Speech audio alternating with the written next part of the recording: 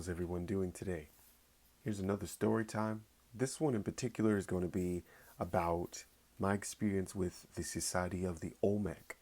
And I want to say this, starting, I, I just feel like this lesson that I received was something that was very important, um, that correlated directly to the use of your third eye and how powerful it actually is within the animal kingdom, but also within the human body. It really starts off this way. I was doing a in general reading and an energetic scan on one of my close friends to determine whether if it was in fact just an energy outside of his building. Maybe he was on a structure of land that had specific ties to these energies. So I took myself into a meditative state. I moved into a trance, and shortly after moving into this trance, I actually started to pick up on images of, whom it could possibly be.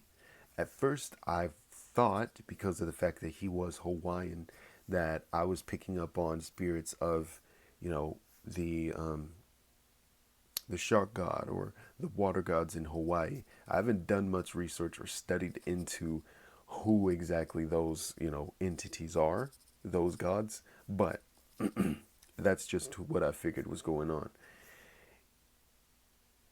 It took, you know, no less than about 30 seconds for me to realize that that's not exactly who I was coming in contact with.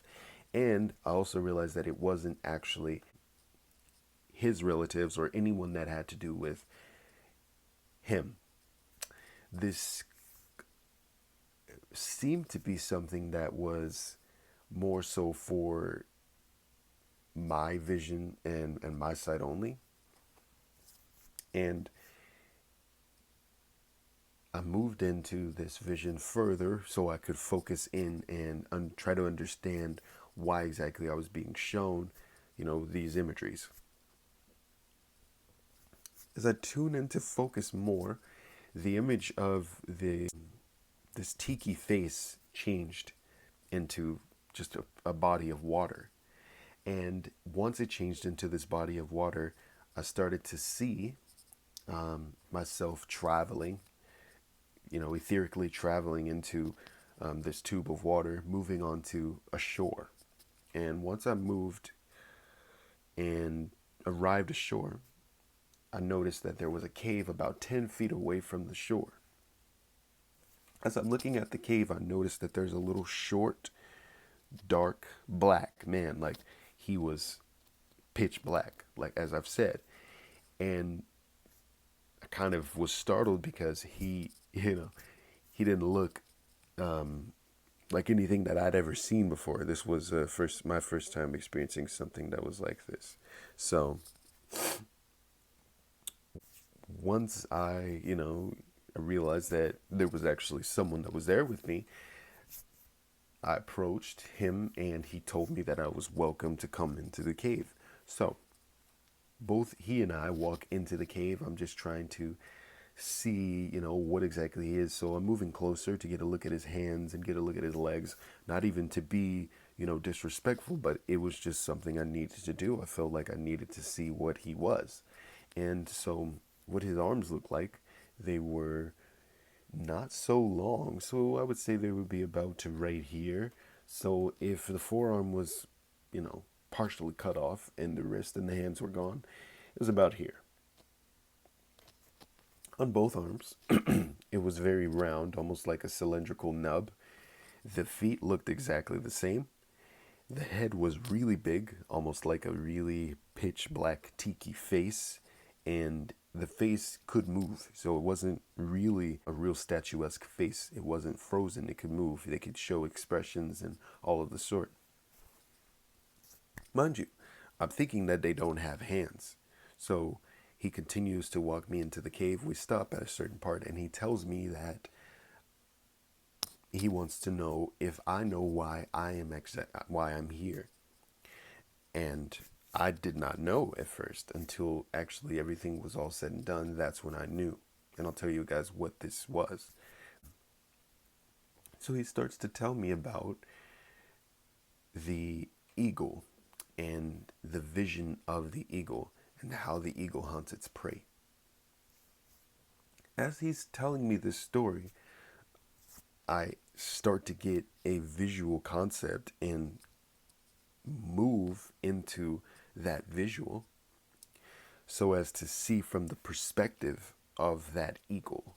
So it was almost a shamanistic point of view in which I moved myself into the eagle, or he moved my consciousness into the consciousness of that eagle.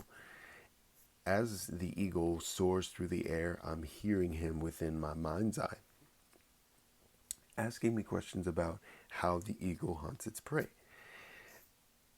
I really didn't know the answer to this question because I had no way of actually knowing about birds or knowing about what they utilize to hunt. Because their eyes are on both sides of their head, I figured that they could just use the sides of their eyes, which wasn't the case in this lesson.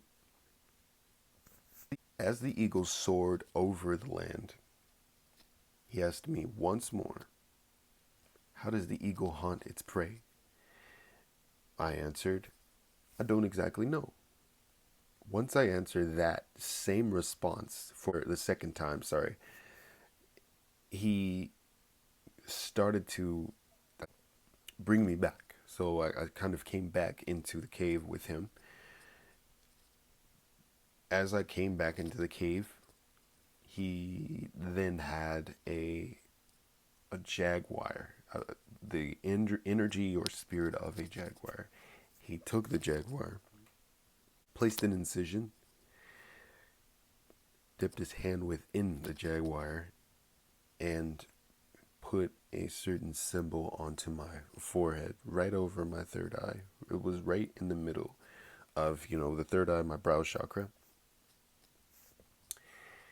After he did that, I instantaneously started feeling such a rush of energy that moved me right back into the vision, and he asked me once more, what does the eagle use to hunt its prey? And at that moment, I had the answer. I said, it uses the third eye to hunt its prey. I instantly saw a golden filter come over the sight, but from the middle of the head of the eagle that I was seeing through, that I was getting a point of view from. I saw a golden filter as if I was that third eye. The eagle honed in and kind of circled the serpent that was on the ground, flew down and grabbed it precisely, brought it right up, kept it in his clutches, and I was sent back into the cave. And I was told that it was very, very important to make sure that when I'm going on these journeys and when I am doing any kind of work, make sure that I'm not only scanning everyone else's environment, but I'm scanning my own environment. The reason why he told me this is because of the fact that he was, in fact, in my environment. And he wanted to show me how easy it was for someone to come into my energy field when I actually was not paying attention. And how easy it is to become susceptible to attack. He continued on to tell me about how to scan the environment, how to use the third eye once I'm tuned in fully to someone else's energy field and not so much paying attention to mine. After he was finished with that, he started to tell me about what they have within their homes. I can't tell you what exactly, I felt about where they were, because I'm not exactly sure where that place was. He started to show me shortly after the lesson was over a lot of beings that were in chains. They more so had chains around their ankles, and this wasn't the first time that I've seen things that were like this. Beings in chains and really locked, tight, secure at these places. There were all kinds of different shapes and sizes of different species that I've actually seen before. And there was energetic bodies of humans that were there as well. He began to explain to me that they they're hunters and that they hunt certain types of energy. I can't exactly remember what he told me at that moment because it was um, it was very detailed. It's been a few years since I had experienced this. After I saw, their, how I call it the slave quarters, we continued to walk forward, and they showed me a big cauldron. Within this cauldron was the only way that I can put this is to say that there was a cauldron of souls, if you may. It was not anything that I had seen before. This wasn't like anything I had seen before. These these guys had actual soul wells. This is something that I had not heard of um, in depth before, but I have heard about. I had heard people speaking about these things, and I didn't know what to think about it because I had not experienced it. Once I saw that this is what other people were telling me about, I just started to question, you know, a lot about this reality and a lot about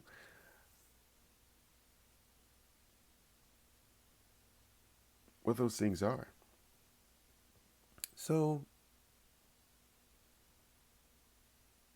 once everything was over and done, because it was a very brief conversation once they showed me what this so well, I came back into my body and I relayed the information to, my friend. Once I relayed the information, the response of my friend was, it was kind of a disappointment because of the fact that there was not, there wasn't anything that I picked up on about him, which doesn't happen often anymore because of the fact that I have, I have lived and I've learned. And I'm telling this story to say this: not everyone is going to be perfect when it comes down to, you know, the psychic abilities when you are first starting out. Everyone isn't going to be perfect. It's important to practice, protection protocols, and it's important to study. I think overall that was the entire lesson that I took from encountering these beings.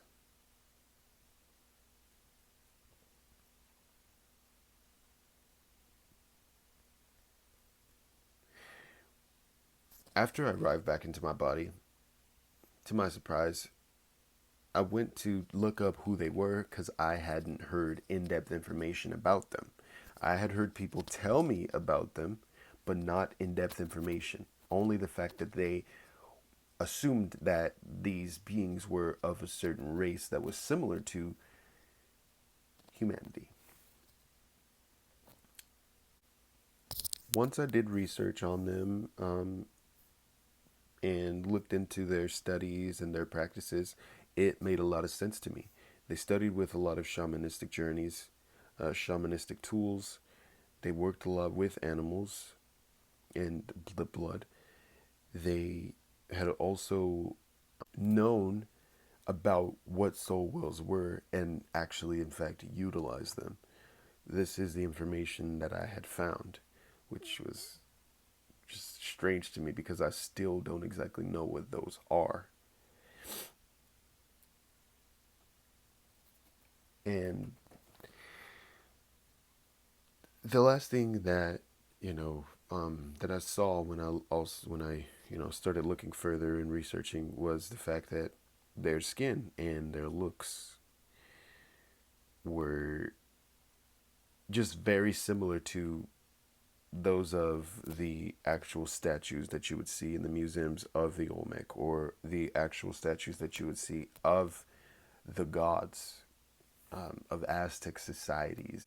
I really liked that I got to experience the vision of an actual bird. The bird has been my animal for as long as I can remember, especially when it comes down to my dream state. I am always having dreams about birds when something good is going to happen, or when I've made a new friend, or if I'm going to be making a new friend in the future, or meeting someone who is of a similar nature. I hope you guys enjoy this story. Until my next one.